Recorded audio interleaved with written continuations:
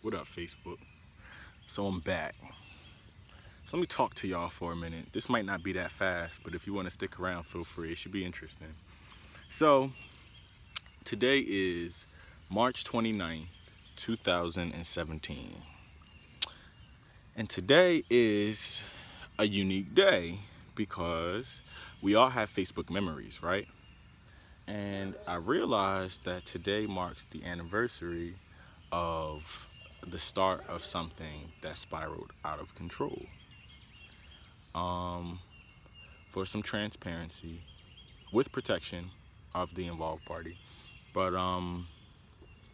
this time last year, I was in a relationship, and I was very, very deeply in love.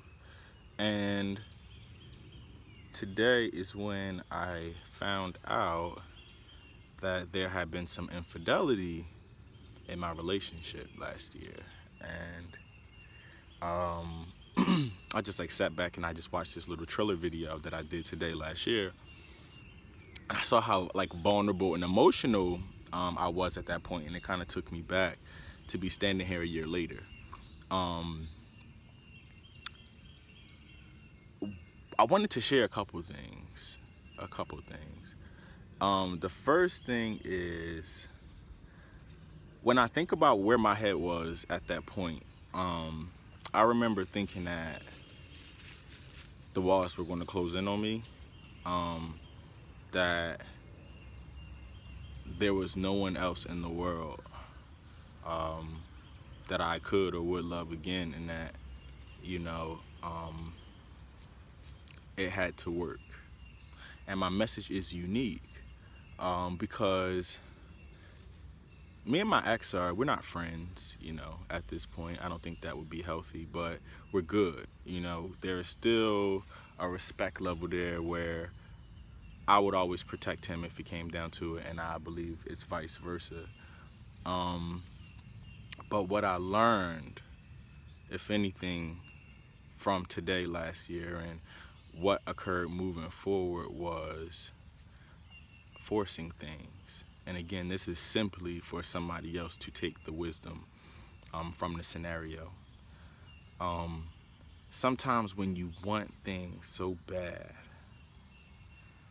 or you've invested yourself in something so much, and I already did this and I already fought for this and that, you trick yourself into believing that you have to stay there.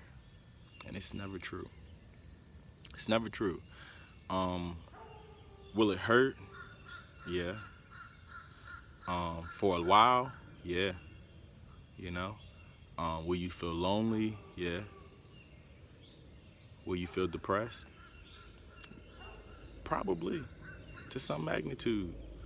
But all of that is a bit better than staying in something and continuing a cycle, because at the end of the day, if it's going to come to a close at some point,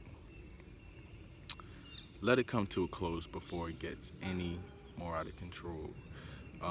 Sometimes you have to understand that even when you love someone and they're a great person, like my ex is, amazing person, great heart, intelligent.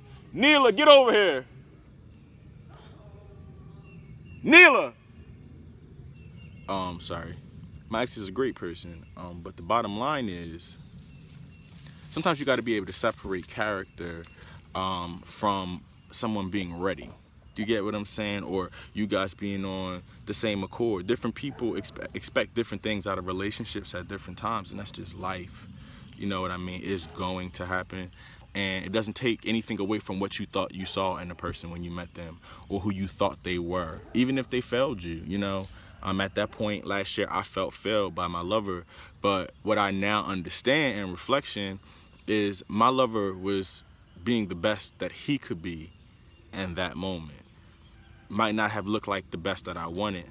It might not have been acceptable for me to stick with, but it was what he had. And we all have to be able to move away from situations with that kind of mentality that, we could stay bitter. We could keep focusing on what our ex did wrong, or we could change the focus to, even if you consider yourself a martyr in a situation, if you've been boyfriend of the year and somebody does you dirty, there's still some reflection that has to happen within. And on my end, one of my major reflections was the question of what are you holding on to? Or why are you holding on to what you're holding on to? Outside of your personal desires, your personal love for that person, are you thinking about yourself?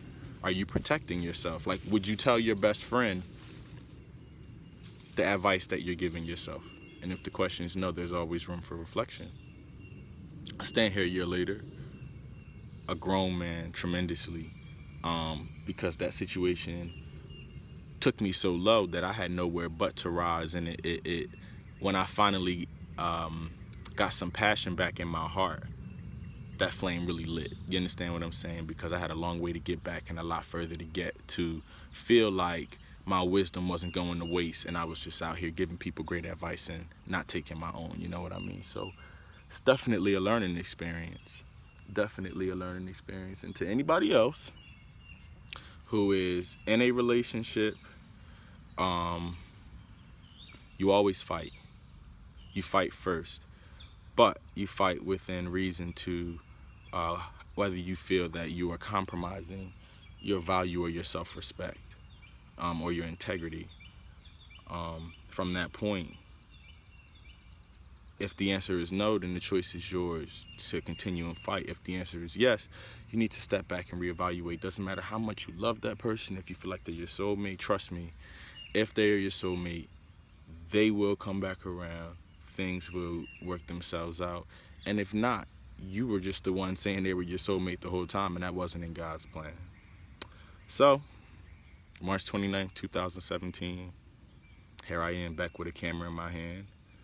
Today, last year, is what started the cycle of me hiding from the camera as I was dealing with things that I didn't know how to express or how to omit from my expression or not show on my face. But I'm proud to be where I am. And I hope that this long video, if you listen to it, just kind of lets you in my head and encourages you however it could. This wasn't a specified message or anything focused. I just kind of was talking, but it's real stuff. So I look forward to next year on March 29th. It being as beautiful to me as this one is, because with every pain comes a blessing, and there's some wisdom to be gained from it. And boy, have I received a tremendous amount of wisdom over the last year. So I'm gonna stop it there. It's your friend King David. Have a blessed, positive, productive, and encouraged day. I'm where I belong, with nature. Deuces.